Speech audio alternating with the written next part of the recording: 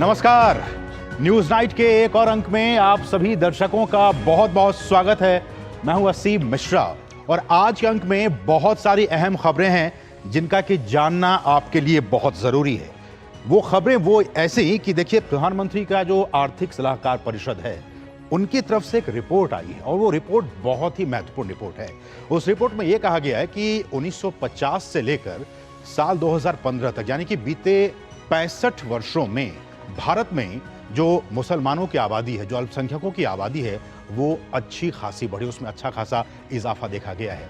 और साथ ही साथ उस रिपोर्ट में यह भी बहुत ही महत्वपूर्ण तरीके से कहा गया है कि जो मुसलमान हैं, खासकर जो अल्पसंख्यक हैं, वो भारत में अच्छे तरीके से रह रहे हैं, वो यहाँ पे काफी सुरक्षित हैं, संरक्षित हैं और फल फूल भी रहे हैं। तो इस रिपोर्ट के क्या कुछ है मायने, हम इस पर करेंगे विशेष चर्चा। साथ ही साथ दूसरी अहम खबरें, मसलन की जो चौथे चरण का चुनाव है वो 13 मई को है, उसके लिए लगातार चुनाव प्रचार वो लगातार जारी है। चाहे वो एनडीए की बात करें या फिर इंडिया अलायंस की बात करें, तमाम जो नेता हैं वो फील्ड में हैं और अपने वादों के जरिए जनता जनार्दन को लुभाने की कोशिश कर रहे हैं। साथ ही साथ खबर होगी पद्म अवार्ड क्योंकि अब से कुछ देर पहले ही राष्ट्रपति भवन में राष्ट्रपति ने पद्म पुरस्कार प्रदान किए हैं। तो ये तमाम खबरें होंगी, लेकिन शुरुआत करना चाहेंगे सबसे पहले हेडलाइंस के साथ। 65 साल में भारत में घटी हिंदुओं की आबादी, मुसलमानों की आबादी में 43.15% की हुई बढ़ोतरी। भाजपा ने इसके लिए कांग्रेस की मुस्लिम तुष्टीकरण की नीति को ठहराया जिम्मेदार। समान नागरिक संहिता लागू करने की वकालत की।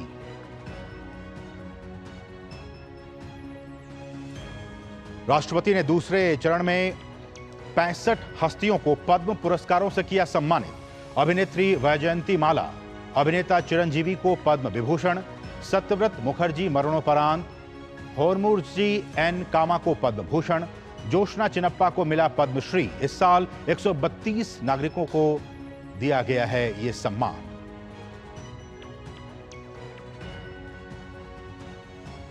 दिल्ली के मुख्यमंत्री अरविंद केजरीवाल की अंतरिम जमानत याचिका का ईडी ने किया विरोध। सुप्रीम कोर्ट में हलफनामा दायर कर कहा, चुनाव का प्रचार करना नहीं है मौलिक अधिकार। अंतरिम जमानत पर 10 मई को आदेश पारित करेगा सुप्रीम कोर्ट। नहीं थम रहा सैम पित्रोदा के भारत विरोधी बयान के बाद सियासी घमासान। उत्तर प्रदेश के सीएम योगी आदित्यनाथ ने कहा, वे कांग्रेस की बांटो और राज करो की नीति को ही कर रहे हैं बयां। कांग्रेस ने पित्रोदा के इस्तीफे के बाद उनके बयानों से किया किनारा।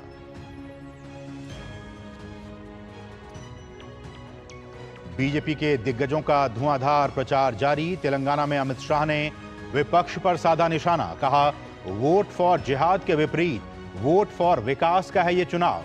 जेपी नड्डा ने चित्रकूट में संभाली कमान तो लखीमपुर खीरी में यूपी के सीएम ने कांग्रेस और सपा पर वो जमकर बरसे।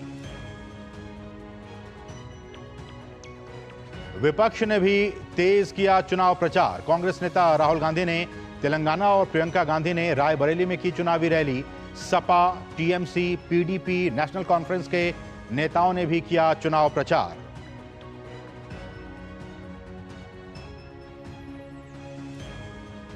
एयर इंडिया एक्सप्रेस का चालक दल के सदस्यों के साथ समझौता। चालक दल और प्रबंधन सदस्य तुरंत प्रभाव से एयरलाइन का सामान्य परिचालन बहाल करने पर सहमत। एयर इंडिया एक्सप्रेस के 25 क्रू सदस्यों की बर्खास्तगी वापस ली गई।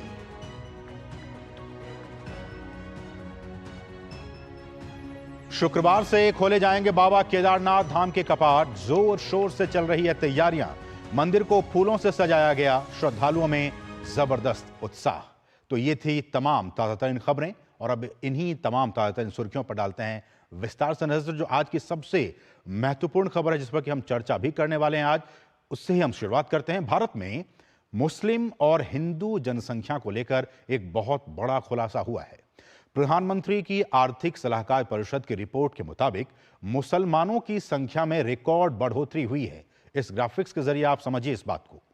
तो वहीं हिंदुओं की जनसंख्या जो है वो घटी है। रिपोर्ट के मुताबिक भारत में साल 1950 से लेकर 2015 के बीच मुस्लिम आबादी 43.15% बढ़ी है। 1950 में मुस्लिमों का हिस्सा आबादी में सिर्फ 9.84% था, जो कि 2015 में बढ़कर अब 14.09% हो गया है। वहीं इसी दौरान हिंदुओं की आबादी 7.82% कम हुई है। हिंदुओं की आबादी 84.68% से घटकर 78.06% हो गई है। रिपोर्ट में कहा गया है कि डेटा के विश्लेषण से यह पता चला है कि भारत में अल्पसंख्यक न केवल सुरक्षित हैं, बल्कि फल फूल भी रहे हैं।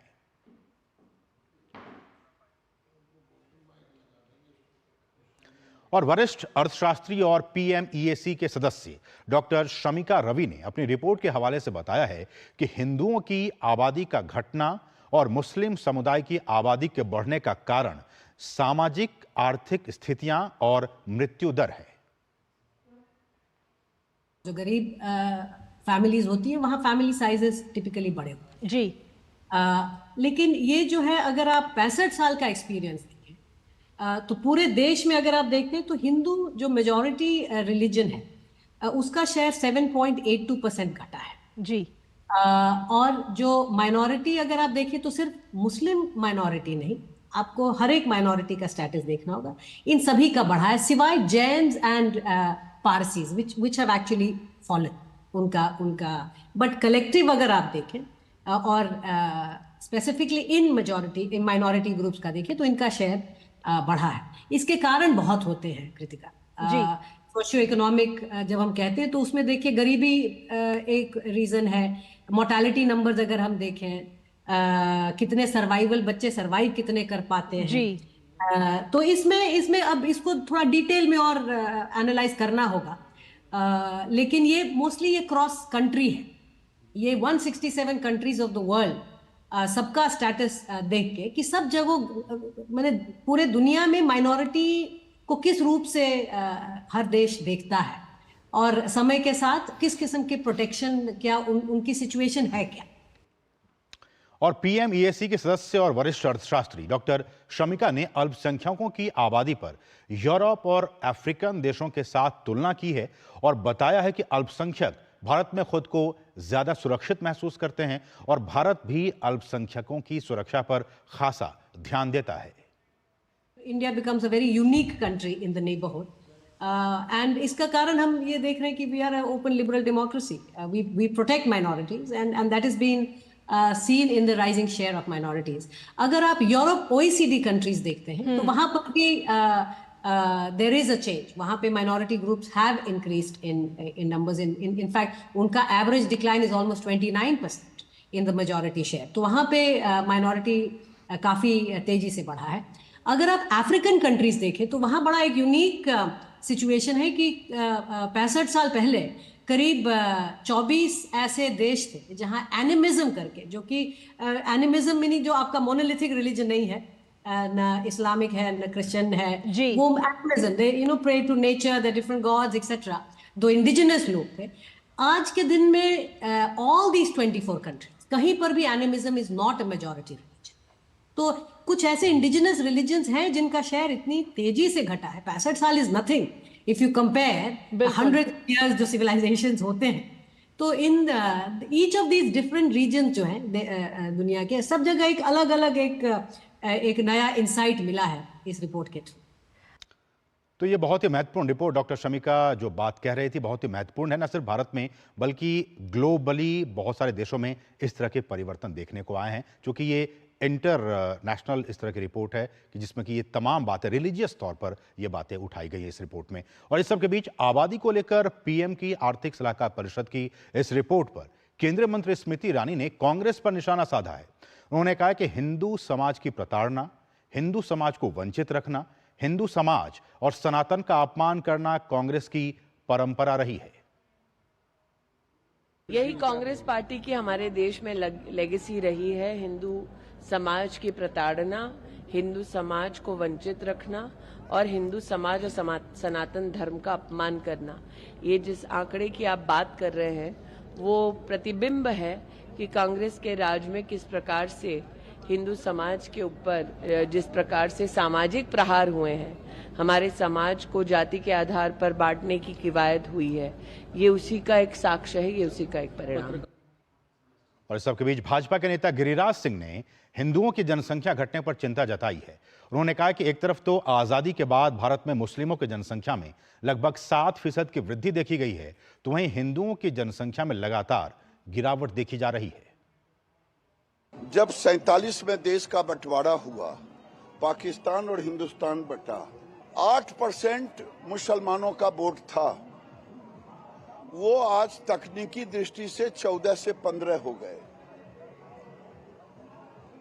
यानी सीधे 7% का वोट का बढ़ोतरी हो गया। लेकिन ये 14 नहीं है, ये 20+ है और हिंदुओं का वोट 79 नहीं बचा है, 70 बचा है प्रैक्टिकली। और ऐसी स्थिति में ये एक तरह से गजवाए हिंद की ओर जा रहा है, जो पाकिस्तान की मानसिकता है। और पीएम आर्थिक सलाहकार परिषद की रिपोर्ट पर भाजपा के प्रवक्ता सुधांशु त्रिवेदी ने डीडी न्यूज के साथ खास बातचीत के दौरान देश में मुस्लिम आबादी के बढ़ने को घातक बताया है। डाटा पब्लिक डोमेन में हमेशा से था, केवल वो सामने आया है और इसने सामने आकर कुछ बड़े सवाल खड़े किए हैं कि जिस रफ्तार से ये पॉपुलेशन बढ़ी है और कांग्रेस कह रही है कि हम संख्या के आधार के ऊपर भागीदारी देंगे रिजर्वेशन में, तो कांग्रेस किसका रिजर्वेशन काटेगी? इसका मतलब SC ST OBC का आरक्षण कटेगा, क्योंकि संख्या बढ़ती चली जाएगी। और ये बात मैं इसलिए टेक्निकल आधार पर कह रहा हूं, कोई भी जाति हो उसमें संख्या सिर्फ जनसंख्या के आधार पर बढ़ सकती है, मगर यहां तो संख्या 3 आधार पर बढ़ेगी, जनसंख्या के द्वारा, और उसमें भी बहुविवाह की प्रथा है तो जनसंख्या अधिक होने की संभावना रहेगी।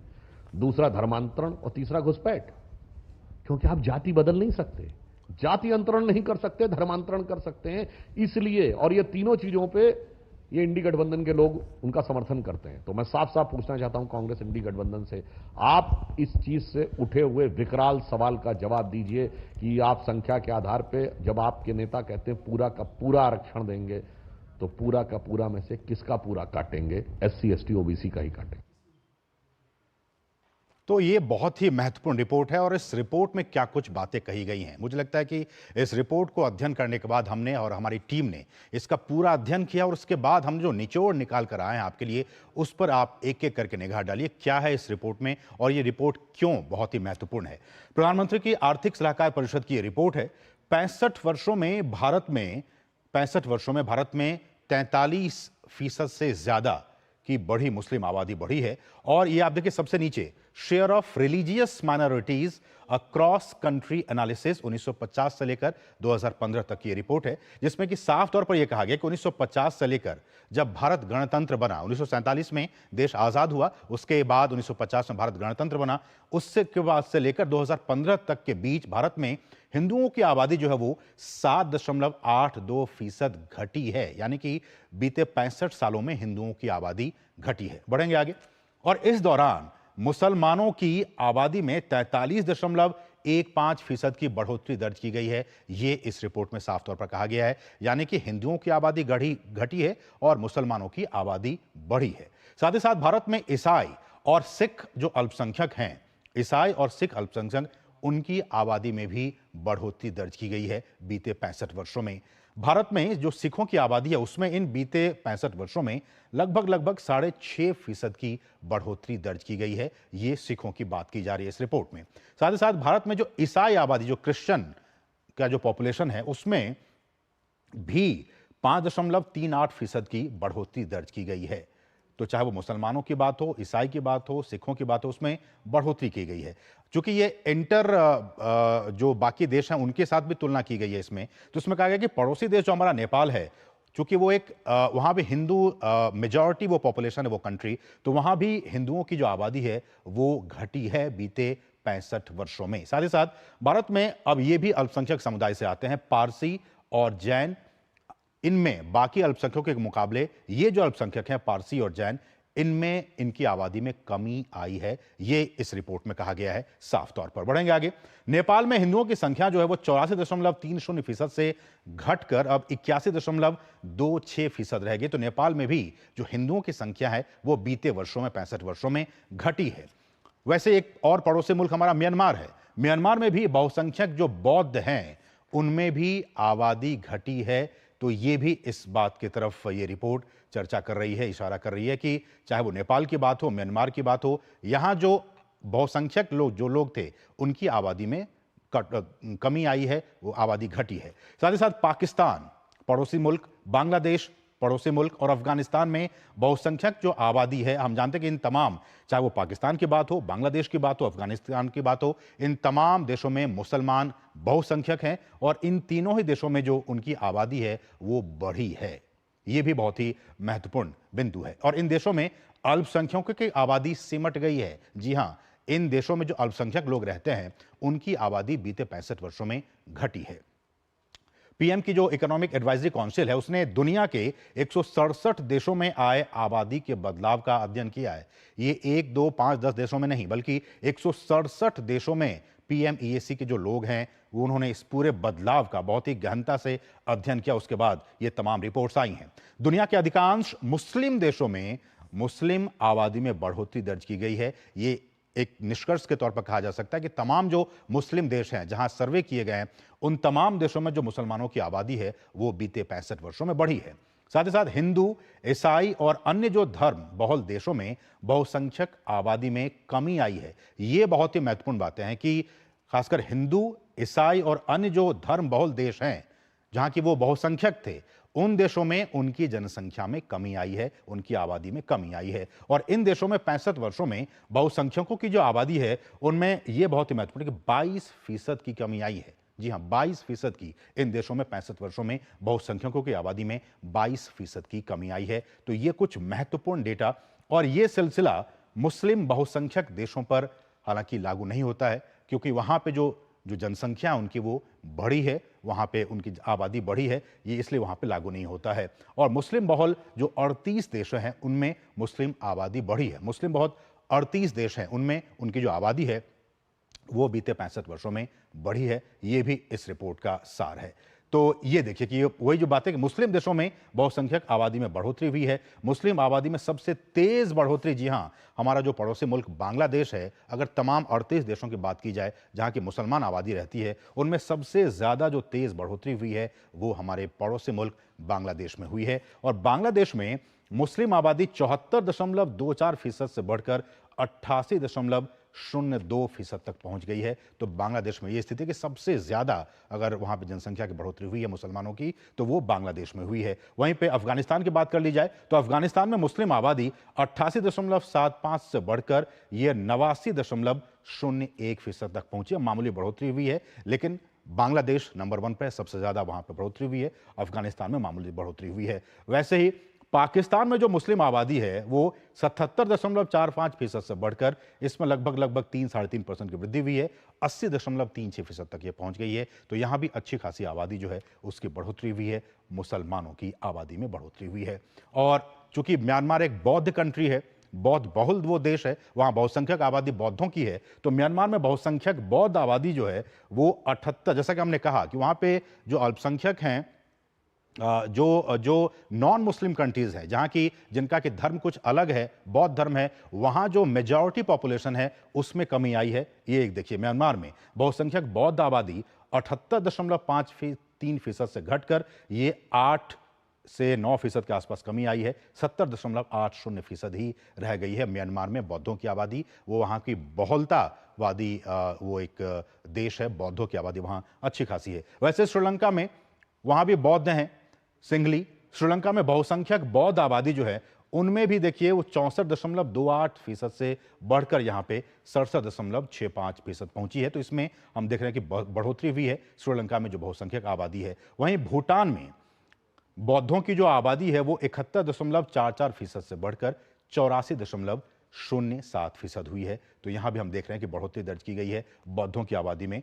और इस तरह से पाकिस्तान, बांग्लादेश और अफगानिस्तान में जो अल्पसंख्यक आबादी, वहां जो अल्पसंख्यक लोग रहते हैं दूसरे धर्म के लोग, चूंकि वो मुसलमान, ये सारी कंट्रीज हैं, मुसलमान की बहुलता है। पाकिस्तान की बात हो, बांग्लादेश की बात हो, अफगानिस्तान की बात हो, यहां जो अल्पसंख्यक समुदाय के लोग रहते हैं उनकी आबादी पिछले 65 वर्षों में घटी है। तो ये साफ तौर पर ये इंडिकेट कर रहा है कि किस तरह से बीते 65 वर्षों में, चूंकि आज हम चर्चा भी कर रहे हैं कि किस तरह से भारत की बात की जाए, चूंकि हम भारत के निवासी हैं, भारत में बीते 65 वर्षों में, जिस तरह से रिपोर्ट कह रहा है कि 1950 से लेकर 2015 तक ये स्टडी की गई है, उसमें कहा गया है कि भारत में जो हिंदुओं की आबादी है उसमें गिरावट दर्ज की गई है, वहीं मुसलमानों की आबादी में बढ़ोतरी दर्ज की गई है। और एक बात और भी काफ़ी स्पष्ट कर दिया गया है कि इसका मतलब ये हुआ, इसका निष्कर्ष ये निकाला जाए कि इसका मतलब ये कि भारत में जो मुसलमान रहते हैं, जो अल्पसंख्यक रहते हैं, वो वाकई यहाँ पे सुरक्षित रहते हैं, संरक्षित रहते हैं, वो फल फूल रहे हैं। इस बात का जिक्र भी इस रिपोर्ट में किया गया है। हम इस पे चर्चा करेंगे अपने मेहमानों के साथ कि क्या है इस रिपोर्ट के मायने, और हमारे साथ कुछ खास मेहमान इस वक्त हमारे साथ बने हुए हैं, हम उनसे इस पर चर्चा करेंगे। हमारे साथ जो खास मेहमान हैं कांग्रेस की तरफ से हैं और बीजेपी की तरफ से, और साथ ही साथ वरिष्ठ पत्रकार भी हैं, हम उनसे बातचीत करेंगे। लेकिन उससे पहले रुकेंगे बहुत ही एक छोटे से ब्रेक के लिए। आप देखते रहिए डीडी न्यूज। जिन्होंने यूज किया है वो जानते हैं असली हींग का स्वाद। MDH सुपर हींग, शुद्धता का असली तड़का। MDH जल्दी जल्दी चाय दे दो, काम पे जाना है। पर वोटिंग? अरे चाय दो ना। ठीक है, कहीं से सूखी लकड़ियाँ ढूंढती हूँ, पहले लकड़ी जलाती हूँ, फिर चाय बनाती हूँ। क्या मतलब? अरे ये मोदी जी ने गैस भेजी है, टाइम बचा है हम सबका। उसी टाइम में से थोड़ा वक्त निकालकर वोट करने जाते हैं, मोदी जी को ले आते हैं। कमल का बटन दबाएं, भाजपा को जिताएं। काफी टैलेंटेड है आपकी बेटी। सर बड़ी होकर इंडिया के लिए खेलना चाहती है, उसके फ्यूचर के लिए अभी से मैंने सेविंग भी स्टार्ट कर दी है। फ्यूचर की बात है तो सिर्फ उसे नहीं, आपको भी मैदान में उतरना पड़ेगा। मुझे? इनका मतलब है म्यूचुअल फंड्स के मैदान में। सिर्फ सेविंग्स नहीं, हर महीने म्यूचुअल फंड्स में भी इन्वेस्ट कीजिए। वरना आपकी बेटी तो बड़ी होगी, पर उसके लिए सेव किए हुए पैसे शायद उतने ही रह जाएंगे। सही है सर। म्यूचुअल फंड निवेश बाजार जोखिमों के अधीन है। योजना से जुड़े सभी दस्तावेजों को ध्यान से पढ़ें। कब तक लंबी लाइनों में उम्र बिताइएगा? डिजिटल पेमेंट अपनाइए, चुटकी में हल पाइए। पुराने तरीके कब तक अपनाइएगा? डिजिटल पेमेंट बहुत आसान है, देखिए चुटकी में पेमेंट चुकाइए। बटुआ ढूंढ रहे हैं? डिजिटल पेमेंट अपनाइए, कभी भी कहीं भी और सुरक्षित। हमने तो इन्हें डिजिटल पेमेंट करना सिखा दिया है। आपने? RBI कहता है कि डिजिटल पेमेंट अपनाओ, औरों को भी सिखाओ। बात जब पीढ़ियों के लिए बनने वाले घर की हो तो जिम्मेदारी बड़ी हो जाती है। गैलेंट समझता है ये जिम्मेदारी। अब डबल M रिब्स के साथ गैलेंट एडवांस TMT रीबार, निर्माण का रियल हीरो। मैं क्या जी, सब जानते हैं, जहां दिखे मारियो, अपना समझ के खा लियो। स्वाद से सबको दीवाना कर दे, दीवाना कर दे। पता का चाय, गजब का स्वाद। तुम्हें पता है इन्वेस्टर्स के लिए एक इन्वेस्टर प्रोटेक्शन फंड होता है, IPF। लेकिन अगर तुम्हारा ट्रेड एक्सचेंज पर एग्जीक्यूट नहीं हुआ या फिर कोई गारंटीड रिटर्न्स वाली स्कीम है तो ये IPF आपकी मदद नहीं कर सकता है। और अगर आपका ब्रोकर ही डिफॉल्टर बन जाए तो फिर IPF आपको कॉम्पेंसेशन दिला सकता है। कहाँ से सीखा? NSE की साइट पर। सोचकर समझकर इन्वेस्ट कर। किसानों को जारी रहेगी 6,000 रुपए की सम्मान निधि। यह है मोदी की गारंटी।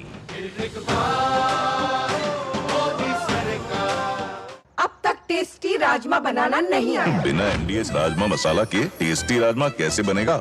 MDH राजमा मसाला। क्या स्वादिष्ट राजमा बनाए। MDH। और ब्रेक के बाद आपका फिर से स्वागत है। आप देख रहे हैं न्यूज नाइट, और न्यूज नाइट में अब हम आगे बढ़ेंगे और चर्चा करेंगे। आज हमारा चर्चा का जो विषय है वो भी इसी से जुड़ा हुआ है कि देश में तेजी से बढ़ी मुसलमानों की आबादी, ये हमारा आज का विशेष है। हम दिखा रहे हैं आपको ग्राफिक्स के जरिए। देश में तेजी से बढ़ी है मुसलमानों की आबादी, हमारा आज का विशेष, हमारा चर्चा का विषय कि इस रिपोर्ट के हवाले से कि बीते 65 वर्षों में देश में अल्पसंख्यकों की आबादी बढ़ी है, मुसलमानों की आबादी बढ़ी है। हमारे साथ 3 खास मेहमान, हमारे साथ सिद्धार्थ यादव जो कि भाजपा की तरफ से प्रवक्ता है। सिद्धार्थ जी, आपका बहुत बहुत स्वागत। हमारे साथ दूसरे खास मेहमान दुष्यंत नागर जी हैं जो कि राजनीतिक विश्लेषक हैं और साथ ही साथ कांग्रेस को ये सपोर्ट करते हैं। तो दुष्यंत जी, आपका भी बहुत बहुत स्वागत है। और साथ ही साथ हमारे साथ तीसरे खास मेहमान वरिष्ठ पत्रकार अनंत विजय जी हैं। अनंत जी, आपका भी बहुत बहुत स्वागत। शुरुआत सबसे पहले मैं दुष्यंत जी आप ही से करना चाहूंगा जी। ये जो रिपोर्ट आई है, ये हमारी आपकी रिपोर्ट नहीं है, पीएम इकोनॉमिक एडवाइजरी काउंसिल की ये रिपोर्ट है। और इस रिपोर्ट में साफ तौर पर यह कहा गया है कि बीते 65 वर्षों में हिंदुओं की आबादी घटी है और मुसलमानों की आबादी बढ़ी है। मेरा सवाल ये कि बीते कई सालों से हम ये सुन रहे हैं और देख रहे हैं, पढ़ रहे हैं, जिसमें कि ये कहा गया कि मुसलमानों के लिए ये देश सुरक्षित नहीं है, उनके खिलाफ अत्याचार होते हैं, ये सरकार अत्याचार करती है, ये करती है, वो करती है, तमाम आरोप लगाए गए इस सरकार पर। लेकिन ये इस रिपोर्ट में साफ तौर पर यह कहा गया है कि ये जो मुसलमान है, जो अल्पसंख्यक हैं हिंदुस्तान में, वो बहुत अच्छे से रह रहे हैं, वो सुरक्षित हैं, संरक्षित हैं और फल फूल रहे हैं। आपकी प्रतिक्रिया? देखिए, ऐसा तो नहीं है और प्रमुख विपक्षी जो पार्टियां हैं उन्होंने कभी ऐसा आरोप नहीं लगाया कि भारत में अल्पसंख्यक असुरक्षित हैं। कुछ घटनाएं घटी, उन पर चर्चा हुई, उन पर केस भी दर्ज हुए, वो सबके सामने है। लेकिन भारत में कल भी अल्पसंख्यक सुरक्षित था, आज भी है और मुझे लगता है भविष्य में भी अल्पसंख्यक सुरक्षित रहेगा। जो अब ये आंकड़े आए हैं और उसके ऊपर जो पूरी डिबेट भारतीय जनता पार्टी खड़ी कर रही है, मैं समझता हूं कि ये आंकड़े कहां से आए। आपसे कास्ट सेंसस के लिए कहते हैं तो आप कह देते हैं कि भाई ये तो समाज टूट जाएगा, फलाना हो जाएगा। सिद्धार्थ जी रोज नई नई बातें करते हैं। अगर कहते हैं कि भाई आर्थिक सर्वे करा लीजिए, इकोनॉमिक सर्वे करा लो, समाज के अलग अलग जाति वर्ग की आर्थिक हालात पता चल जाएगी, तो आप कहते हैं कि भाई हमारी तो 2 भैंस में से 1 भैंस चली जाएगी, मंगलसूत्र चला जाएगा और बहुत सारी बातें कहते हैं। तो देश का जब राहुल गांधी साहब कहते हैं कि हमें एक्सरे करेंगे, समाज की स्थिति क्या है, हम सेंसस करेंगे, हम आर्थिक सर्वे कराएंगे और जो वीक है, जो कमियां हैं उनको दुरुस्त करने के लिए काम करेंगे। क्या इस रिपोर्ट पे क्वेश्चन मार्क क्रिएट कर रहे हैं? नहीं, बिल्कुल मैं क्वेश्चन मार्क क्रिएट करने के लिए ही भूमिका बना रहा हूं। ठीक। तो आपको दिक्कत होती है, फिर आप अचानक से आके प्रधानमंत्री की सलाहकार परिषद कहती है कि भाई ये तो हिंदुओं के लिए बहुत बड़ा खतरा हो गया। लेकिन और हिंदू आप जानते हैं, आप जानते हैं कि बहुत सारे जब इस तरह के सर्वेज होते हैं तो उसमें सिर्फ कास्ट ही एक फैक्टर नहीं होता है, या फिर उसमें बहुत सारे बच्चों के एडमिशन कैसे हो रहे हैं, आपका डेथ रेट क्या है, मोर्टेलिटी रेट क्या है, ये बहुत सारे और भी जो फैक्टर्स हैं उनको लेकर ये सारी रिपोर्ट्स क्रिएट की जाती है, बनाई जाती है। सर, अगर कास्ट सेंसस होगा तो पता चलेगी कौन सी जाति में अशिक्षा है, कौन सी सामाजिक रूप से पिछड़ी है, कौन सी आर्थिक रूप से पिछड़ी है, किसकी प्रजनन दर ज्यादा है। आपको आपके सवाल का जवाब दिया कि सिर्फ कास्ट सेंसस ही एक तरीका नहीं है इन चीजों को जानने का। बहुत बड़ा मैं समझता हूं कि उसका एक बहुत बड़ा महत्व होगा। कास्ट सेंसस के साथ में जो इकोनॉमिक सर्वे होगा वो पूरा आईना रख देगा साहब। आप देखिए, मैं कह रहा हूं कि जब वो होगा तब होगा, देखा जाएगा। तो क्यों नहीं कराया इन्होंने? अभी जिन टूल्स के सहारे ये सर्वे की गई है, जिनका जो रिपोर्ट आई है, हम उस पे आज आपसे बात करना चाह रहे हैं। सर, ये जो उस रिपोर्ट में साफ तौर पे कहा गया कि हमारे मुसलमान जो है वो काफी सुरक्षित है। मेरा सवाल इसको लेके पॉलिटिक्स बीते सालों में होती रही है या भारत के अल्पसंख्यकों की सुरक्षा पे मैं सवाल नहीं खड़ा कर रहा हूं। मैं सवाल ये खड़ा कर रहा हूं कि ये आंकड़ों की विश्वसनीयता नहीं अगर है। आप उस रिपोर्ट में आपने कास्ट सेंसस नहीं कराया, नहीं आपने सेंसस ही नहीं कराया जो 2021 में होना था। आपने कहा कोरोना है, कोरोना में शादियां होती रही, कोरोना में चुनाव हुए, समय अनुकूल आएगा वो भी हो उसके बाद जाएगा। में आप एक बात बताइए सर, परिस्थितियां अनुकूल होंगी वो भी हो जाएगा। हमारा ढांचा इतना बढ़िया ढांचा है, हम बीएलओ के द्वारा घर घर पर्ची पहुंचा सकते हैं, चुनाव को बढ़िया से करा सकते हैं। अब मैं सिद्धार्थ जी के पास कैसे नहीं ले सकते? ठीक है, मैं बीजेपी के पास चलाऊंगा। सिद्धार्थ जी, आप हमारे साथ बीजेपी के प्रवक्ता के तौर पर जुड़े हुए हैं। जो दुष्यंत जी कह रहे हैं वो कह रहे हैं कि हम इस रिपोर्ट को नहीं मानते हैं क्योंकि आपने कास्ट सेंसस किया ही नहीं, जो चीजें जरूरी थी इन चीजों को जानने के लिए वो तो आपने किया ही नहीं है, इसलिए ये रिपोर्ट सही नहीं है, गलत है। देखिए असीम जी, दुष्यंत जी की एक समस्या को आपने समझने की कोशिश की होगी, तो अभी उनकी बातों से बड़ी क्लियर हुई। उनको एक्सरे करना है, उनको सब कुछ जानना है कि कहाँ पे क्या है, पर इस रिपोर्ट में जो एक्सरे आया उनको वो वाला नहीं करना। उनको कौन से वाला करना है? उनको ये बताना है हिंदुओं में कितनी जातियां हैं, उन जातियों में कितनी किसकी संख्या है, कितनी क्या है, और ये छुपा करके रखना है। क्योंकि पीछे से जो कहा जाएगा कि जिसकी जितनी संख्या बारी उसकी उतनी हिस्सेदारी, ये नारा तो थोड़ा सा कमजोर हो जाएगा अगर ये दिखता रहेगा सबको कि संख्या तो कोई प्रायोजित तरीके से भी बढ़ने की कोशिश की जा रही है। और मैं बड़ी जिम्मेदारी से एक बात कहना चाहता हूं, ये कांग्रेस पार्टी की सोच और कांग्रेस पार्टी की नीति है कि आज हम इस कगार पे खड़े। ये जो जनसंख्या बढ़ने का एक ट्रेंड हम देख रहे हैं, या फिर एक धर्म विशेष का या एक समुदाय विशेष की जो संख्या बढ़ने का जो एक आंकड़ा हमारे सामने आ रहा है, ये सिर्फ फर्टिलिटी के कारण नहीं है। क्या कांग्रेस पार्टी घुसपैठियों की नीति को नहीं सपोर्ट करती? अनेक इनके नेता आप बुलवा के देख लीजिए। रोहिंग्याओं के लिए हमने इस देश में 5-5 हजार रुपए की मांग को होते हुए देखा है। हमने कन्वर्जन सुदूर क्षेत्रों में कांग्रेस की नीति के कारण होते हुए देखे हैं। कांग्रेस पार्टी का जो सिंगल पॉइंट एजेंडा है वो यही है कि कहीं ना कहीं से एक भ्रम तो चलाओ कि हम ऐसा एक्सरे करेंगे, ये करेंगे। अरे ये एक्सरे ही तो है, बस आपकी अनुकूलता वाला नहीं है दुष्यंत जी। तो ये वही आपकी समस्या। तो आपके कहने का मतलब के कारण ही पता चला कि जी। कितनी संख्या बढ़ गई। आपको क्या समस्या हुई? 43% का इंक्रीज।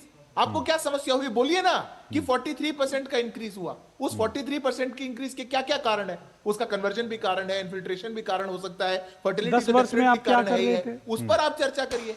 पर आपकी नीति एक समाज को तो जातियों में बांटने की है और दूसरी को वोट बैंक के लिए एक साथ रखने की है। और इसलिए साफ तौर पे बीजेपी के जो और भी नेता है वो कहते हैं कि तुष्टीकरण की राजनीति आप करते हैं और उस वजह से ये सारी समस्याएं क्रिएट हुई। सर पिछड़े को अधिकार देने की बात करना तुष्टीकरण है। 10 सेकंड जोड़ रहा हूं, मैं अपनी बात पूरी कर दूं। इसीलिए ये बात सिर्फ यहाँ पे नहीं रुकती। आंकड़े हमारे सामने आए, ये तो प्रत्यक्ष है। ये पूछ रहे थे कहां से आया आंकड़ा, रिपोर्ट पे भी सवाल उठा रहे थे। 2011 के सेंसस में ये सर्वविदित था। ये कोई बहुत नई बात आपको नहीं बताएगी। 2015 को ये पीआईबी की प्रेस कॉन्फ्रेंस में सेम आंकड़े सामने थे। आप नहीं देखना चाह रहे थे या छुपाना चाह रहे थे, वो बात अलग है। पर इसके आगे का जो कदम है असीम जी, वो चिंताजनक है कि जब इनके नेता ये बात बोलेंगे कि जिसकी जितनी हिस्सेदारी उसकी उतनी भागीदारी हम देख लेते हैं, जनसंख्या के अनुपात से देते हैं, और पूरा का पूरा हम एक धर्म विशेष का देना चाहते हैं आरक्षण, इसका छीन करके देंगे। ठीक है, ठीक है। मैं एक और प्रतिक्रिया, वरिष्ठ पत्रकार हमारे साथ आनंद विजय जी जुड़े हुए हैं। सिर्फ एक लाइन में बोलना, एक लाइन। ठीक है, ठीक है। देखिए,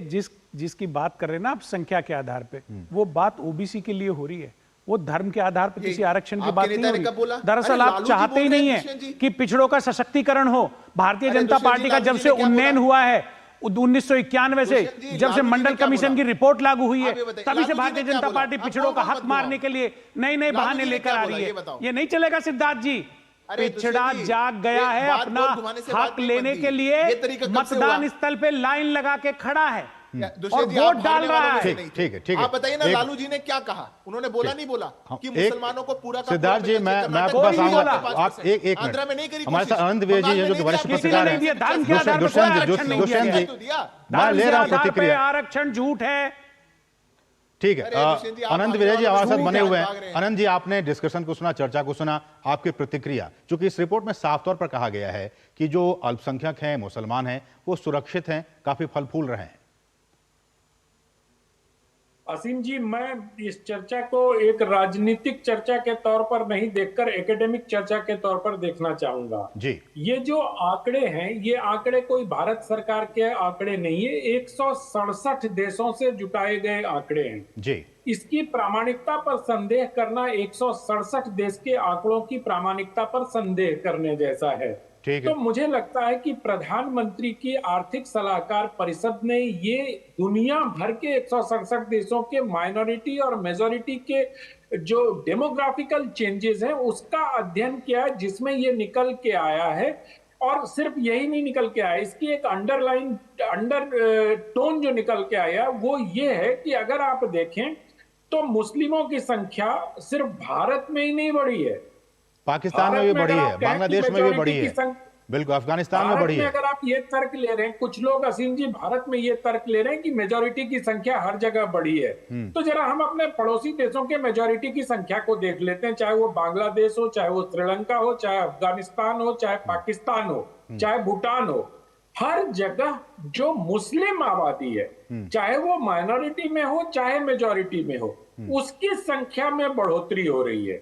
तो ये जो लेकिन अनंत जी, कुछ ऐसे भी देश हैं जैसे कि बौद्ध देश, जो जैसे म्यांमार है, बाकी और जो देश हैं, वहां पे जो उनकी जो मेजॉरिटी वाले देश हैं उनमें घटी है आबादी, ये भी कुछ रिपोर्ट में आई है। मैं यही कह रहा हूं कि चिंताजनक बात यही है कि जहां मेजॉरिटी में नॉन मुस्लिम्स हैं वो घट रहे हैं और जहां माइनॉरिटी में मुस्लिम्स हैं वो बढ़ रहे हैं। तो ये अध्ययन इस वजह से किया गया और पूरी दुनिया के लिए ये चिंता का विषय है। ये जब, और ये इसकी चिंता इस वजह से नहीं है कि मुसलमानों को कुछ करना है या कुछ करना है, ये उनको जो 70 साल से भारत में उनको अनपढ़ बना के रखा गया, उनको वोट बैंक के तौर पर इस्तेमाल किया गया, उनके अधिकारों को उनको अगर आज तक कभी नहीं ऐसा हुआ जो 2024 में हुआ कि यूपीएससी के एग्जाम में सबसे ज्यादा सक्सेसफुल कैंडिडेट्स मुस्लिम हुए, तो आज तक क्या हो रहा था? उनको मदरसों में पढ़ाओ, उनको गरीब रखो, उनकी महिलाओं को तलाक बोलकर कर दो, उनका हलाला करवा दो। इन सब चीजों पर कभी हमारी सरकारों ने आजादी के बाद गंभीरता पूर्वक विचार नहीं किया। नतीजा क्या हुआ? मुसलमान कम पढ़े लिखे रह गए, और जहां शिक्षा का प्रसार नहीं होगा असीम जी, वहां जनसंख्या इसी प्रकार बढ़ती रहेगी। दुष्यंत जी, छोटा सा कमेंट आपसे चाहूंगा, उस पर ब्रेक पर जाना है। इसका मतलब दुष्यंत जी तो ये निकाला जाए ना कि जिस बात का आरोप लगाते रहे कि बीते 10 वर्षों में मुसलमानों के साथ भेदभाव किया गया, ये बात बिल्कुल गलत है।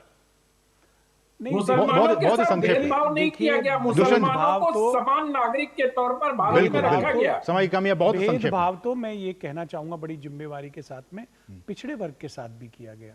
जो उनका 27% विधि सम्मत संविधान सम्मत आरक्षण है, वो उनको कई राज्यों में नहीं मिल रहा है। उनके साथ बहुत सारी दुश्वारियां, कर्नाटक में छीन लेकिन मैं अनंत जी को कहना चाहता हूं, कुछ राज्यों में तो दिया गया है। हाँ, तो कांग्रेस रूलिंग स्टेट्स हैं। दूसरा मैं ये कहना चाहूंगा, भारतीय जनता पार्टी जब कांग्रेस पार्टी जनसंख्या नियंत्रण के लिए परिवार नियोजन जैसे कानून चला रहे थे, तो ये लोग विरोध कर रहे थे। और जनसंख्या नियंत्रण के लिए मैं तो ग्रेजुएशन में, मेरा एडमिशन 92 में हुआ था, और पहले ही साल जब मैं गया तो वहां अटल जी का भाषण मैंने सुना।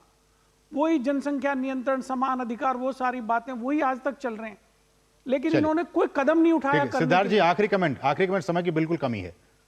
देखिए, एक मिनट अजीम जी, एक वाक्य में सर, समय की कमी है, बिल्कुल हमारे पास समय नहीं है। सिद्धार्थ जी, आखिरी कमेंट लेके मैं बस आधा वाक्य बोल देता हूं, आधा वाक्य आप आनंद जी को अवसर दे दीजिएगा। ये जो इतनी लंबी समस्या हमको दिख रही है, ये 60 साल की इनका जो राज रहा है, उसी की नीतियों के कारण था। ओबीसी वर्ग का किसने आरक्षण खाने की कोशिश करी और कौन एजुकेशनल इंस्टीट्यूट्स में नहीं दे पाया, दुष्यंत जी जानते हैं। समय की कमी अगली डिबेट में बताएं। चलिए, बहुत बहुत शुक्रिया आप तीनों मेहमानों का। मैं सिर्फ बस इतना कहना चाहता हूं कि जनसंख्या नियंत्रण की जब भी बात हुई, जबरदस्ती जनसंख्या नियंत्रण का विरोध हुआ है। अगर आप शिक्षा के थ्रू जनसंख्या नियंत्रण या नियोजन करना चाहें, उसका किसी दल ने विरोध नहीं किया, लेकिन आप जबरदस्ती नसबंदी कराएंगे तो उसका विरोध पूरा देश। चलिए, बहुत बहुत शुक्रिया सिद्धार्थ जी हमारे साथ जुड़ने के लिए। दुष्यंत जी आपका भी, और अनंत सर आपका भी बहुत शुक्रिया। आप तीनों मेहमानों का इस चर्चा में शामिल होने के लिए बहुत बहुत शुक्रिया। बढ़ेंगे आगे और रुकेंगे यहाँ एक बहुत ही छोटे से ब्रेक के लिए। आप देखते रहिए डीडी न्यूज।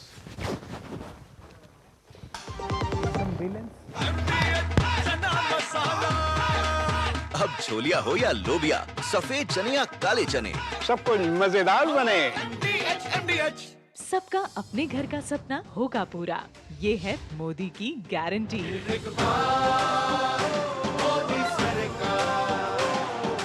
सर, आप किस एज में रिटायर हुए थे? 39। सोच रहा था काश मेरी भी रिटायर्ड लाइफ आप जैसी हो। उसके लिए मैदान में उतरना पड़ेगा। उतरूंगा ना सर। अरे भाई यहाँ नहीं, म्यूचुअल फंड्स के मैदान में।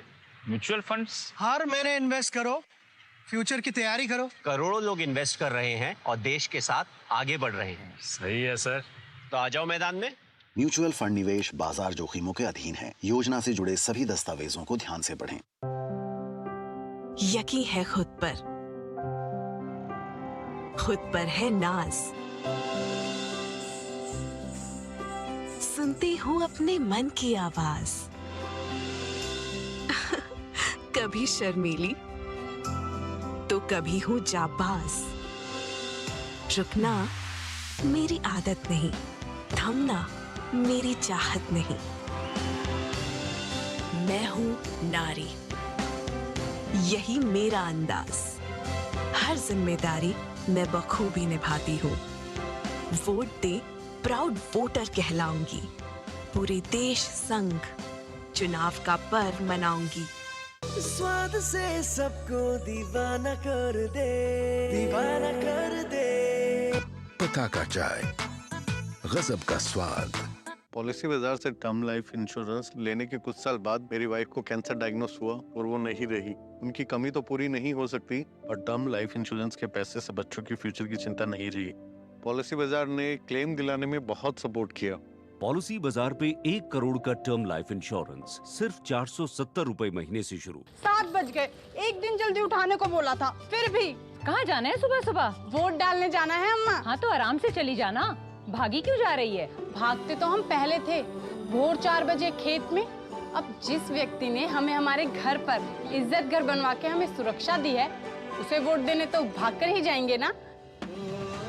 जिसकी गारंटी ने जिंदगी संवारी, उसको वोट देने की गारंटी हमारी। कमल का बटन दबाएं, भाजपा को जिताएं। आधे बाउल दही में 4 चम्मच MDH चटनी पुदीना मसाला डाला, स्टर करो, पुदीना चटनी तैयार। MDH चटनी पुदीना मसाला।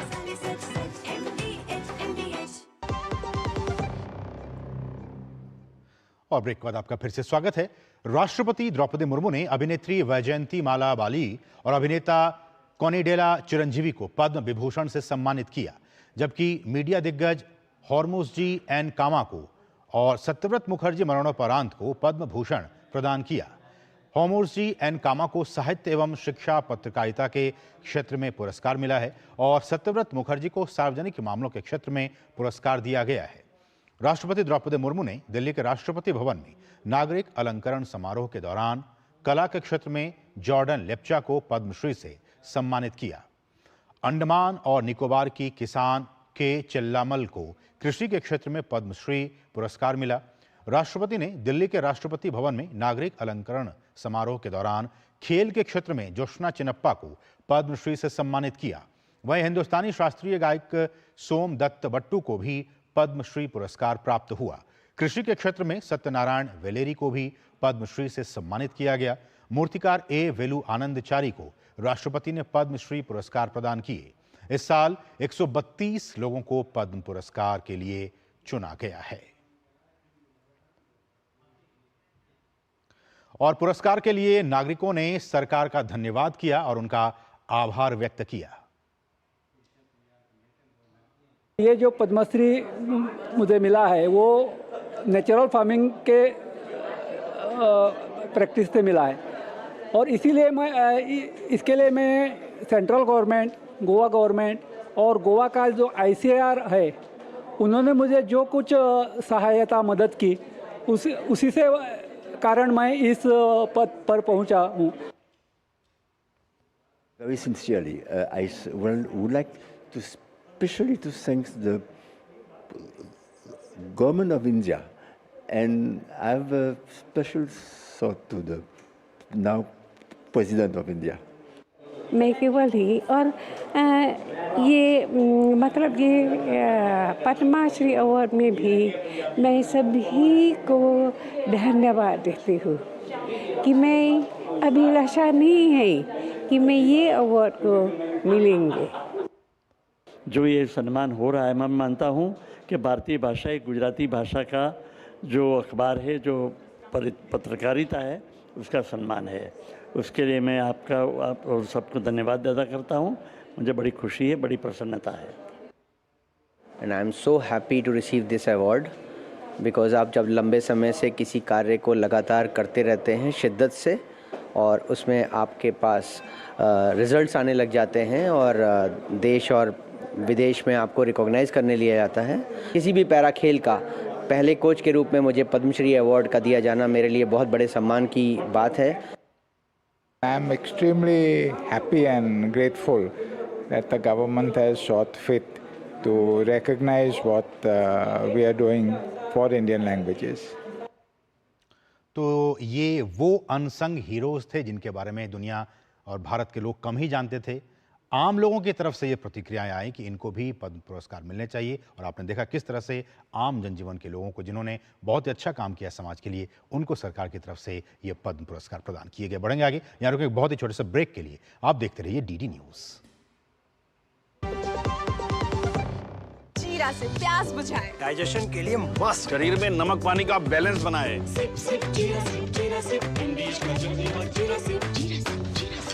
3 करोड़ बहनों को लखपति दीदी बनाएंगे, ये है मोदी की गारंटी।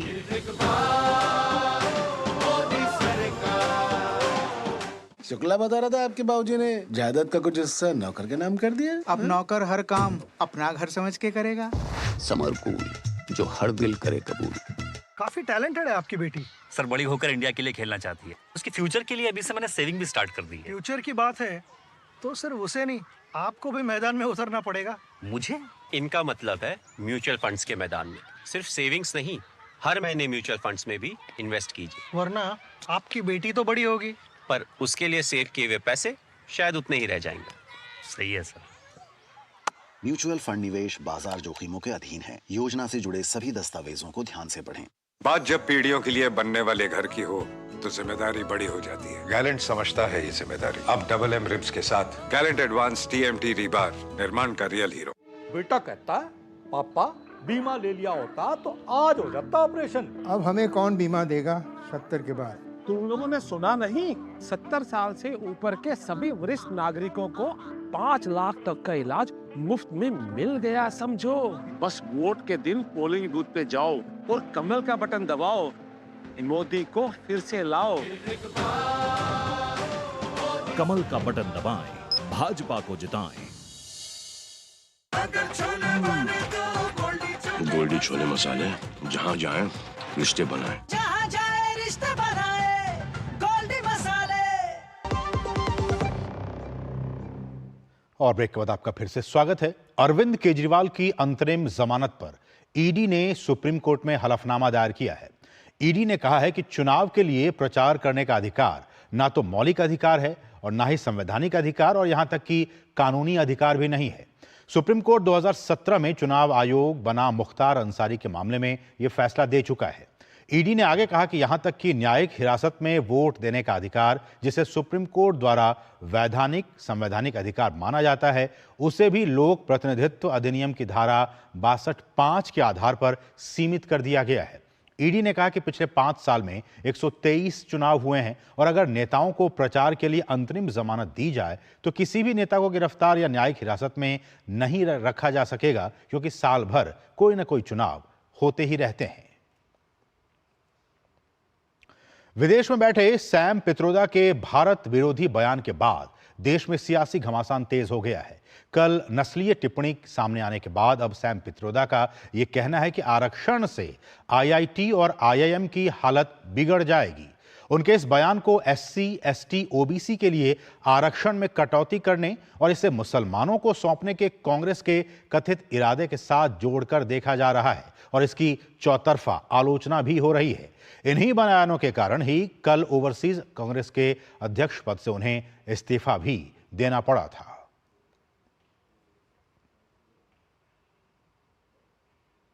और इस सबके बीच यूपी के सीएम योगी आदित्यनाथ ने सैम पित्रोदा के इस बयान को अत्यंत ही निंदनीय बताते हुए कहा है कि वे कांग्रेस की बांटो और राज करो की नीति को ही बयां कर रहे हैं। आजादी के बाद भी जाति, क्षेत्र और भाषा के नाम पर देश को बांटने का पाप कांग्रेस कर रही है। कांग्रेस की बांटो और राज करो की जो नीति है, उसी को सैम पित्रोदा आज बयान कर रहे हैं।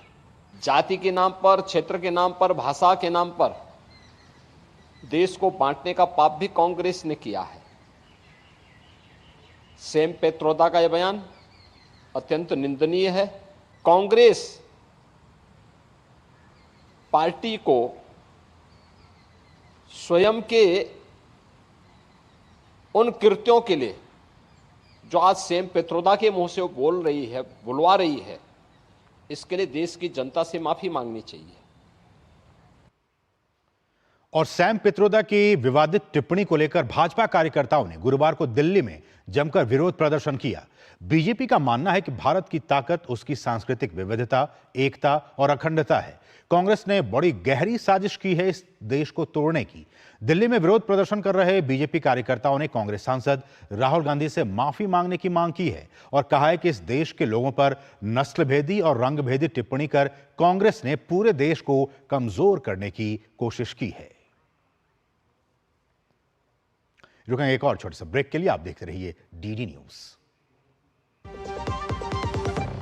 MDH का किचन किंग किचन में हो तो हम सब कुछ बना सकते हैं। बैंगन का भरता, आलू गोभी, भिंडी मसाला और भी बहुत कुछ। MDH। किसानों को जारी रहेगी 6,000 रुपए की सम्मान निधि। यह है मोदी की गारंटी। सर, आप किस एज में रिटायर हुए थे? 39। सोच रहा था काश मेरी भी रिटायर्ड लाइफ आप जैसी हो। उसके लिए मैदान में उतरना पड़ेगा। उतरूंगा ना सर। अरे भाई यहाँ नहीं, म्यूचुअल फंड्स के मैदान में। Mutual funds? हर महीने इन्वेस्ट करो, फ्यूचर की तैयारी करो। करोड़ों लोग इन्वेस्ट कर रहे हैं और देश के साथ आगे बढ़ रहे हैं। सही है सर। तो आ जाओ मैदान में। म्यूचुअल फंड निवेश बाजार जोखिमों के अधीन है। योजना से जुड़े सभी दस्तावेजों को ध्यान से पढ़ें। Delivery boy has picked your order. अरे भाई पता है भूख लगी है। 30 मिनट का मैसेज नोटिफिकेशन आया था ना। मैसेज के सारे थोड़ी बैठ सकते हैं। कल आपने कुछ शेयर्स बेचे थे ना? हाँ, तो चेक किया? मैसेज आया तो था। सिर्फ मैसेज काफी नहीं है। आप शेयर मार्केट में कोई भी ट्रांजैक्शन करते हैं ना, तो स्टॉक एक्सचेंज से आए एसएमएस या ईमेल को अपने डीमैट अकाउंट और बैंक स्टेटमेंट के साथ भी टैली कीजिए। बेटा भूख में ना दिमाग बंद हो जाता है। सोच कर समझ कर इन्वेस्ट कर। राम भाई साहब, चले क्या? अरे कल शादी है, हम वोट डालने नहीं जा सकते भैया। बाबा, एक वोट दिए थे। किसान सम्मान का पैसा आ रहा है ना सीधा खाते में। जो हमारे लिए दिन रात दौड़ती हैं, आप उनके लिए तो कदम नहीं चल सकते। सयानी हो गई है। देखो बातें बाद में, अभी आप जाओ। ठीक है। कमल का बटन दबाएं, भाजपा को जिताएं। मैं क्या जी, सब जानते हैं, जहां दिखे मारियो, अपना समझ के खा लियो। स्वाद से सबको दीवाना कर दे, दीवाना कर दे। पता का चाय, गजब का स्वाद। जारी रहेगी भ्रष्टाचार के खिलाफ जीरो टॉलरेंस की नीति। ये है मोदी की गारंटी।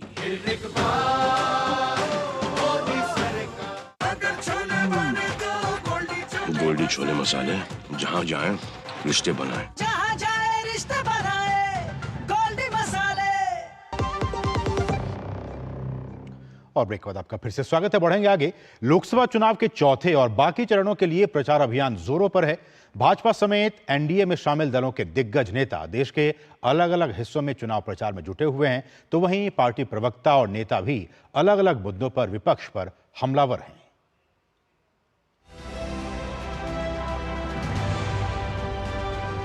पहले 3 चरणों के मतदान के बाद बाकी बचे 4 चरणों के लिए प्रचार अभियान ने जोर पकड़ लिया है। सभी दलों की ओर से चुनाव प्रचार लगातार तेज होता जा रहा है। तमाम राजनीतिक दल मतदाताओं को अपने पक्ष में रिझाने के लिए एड़ी चोटी का जोर लगा रहे हैं।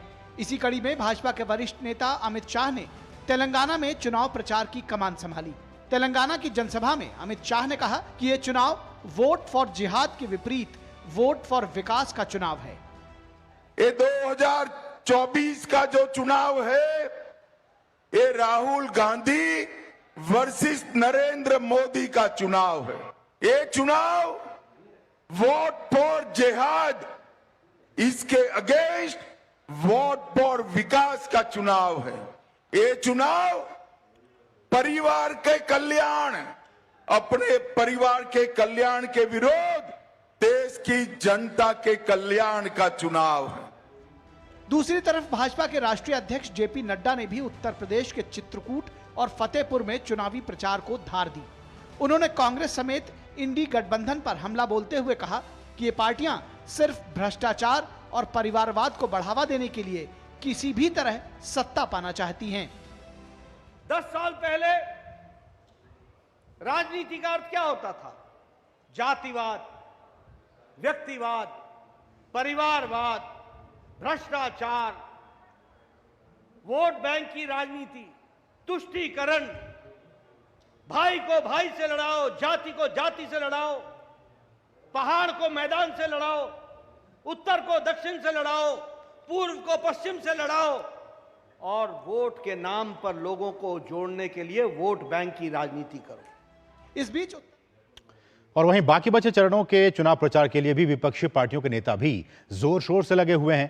कांग्रेस महासचिव प्रियंका गांधी ने जहां रायबरेली में जनसभा की, वहीं उत्तर प्रदेश के इटावा में समाजवादी पार्टी के राष्ट्रीय महासचिव शिवपाल यादव ने लोगों से वोट मांगे। देश के कई इलाकों में पड़ रही भीषण गर्मी से लोग बेहाल हैं। हालांकि मौसम विभाग ने लोगों को राहत भरी खबर देते हुए कहा है कि लगभग पूरे देश से ही हीट वेव खत्म हो रही है। सिर्फ पश्चिमी राजस्थान और केरल के लिए ही हीट वेव का अलर्ट जारी किया गया है। मौसम विभाग के मुताबिक बंगाल की खाड़ी से तेज नमी का प्रवाह देश में आ रहा है, जिसके कारण देश में आंधी तूफान की गतिविधियां बढ़ रही हैं। एयर इंडिया प्रबंधन और एयर इंडिया एक्सप्रेस यूनियन के बीच जारी विवाद खत्म हो गया है। सभी क्रू मेंबर्स तत्काल प्रभाव से काम पर लौटेंगे। सभी निलंबित क्रू मेंबर्स का निलंबन तत्काल प्रभाव से वापस ले लिया गया है। उत्तराखंड स्थित विश्व प्रसिद्ध बाबा केदारनाथ धाम के कपाट कल 10 मई को पूजा अर्चना और वैदिक मंत्रोच्चार के साथ खुलने जा रहे हैं। कपाट खुलने की तैयारियां जोरों पर चल रही हैं और मंदिर को 40 क्विंटल फूलों से सजाया जा रहा है। हालांकि बद्रीनाथ धाम के कपाट आगामी 12 मई को ब्रह्म मुहूर्त में खोले जाएंगे। इसके बाद श्रद्धालु उत्तराखंड के 4 धाम की यात्रा कर सकते हैं। तो इस खबर के साथ ही न्यूज नाइट के आज के संग में बस इतना ही। मुझे और हमारी पूरी टीम को दीजिए अनुमति। नमस्कार।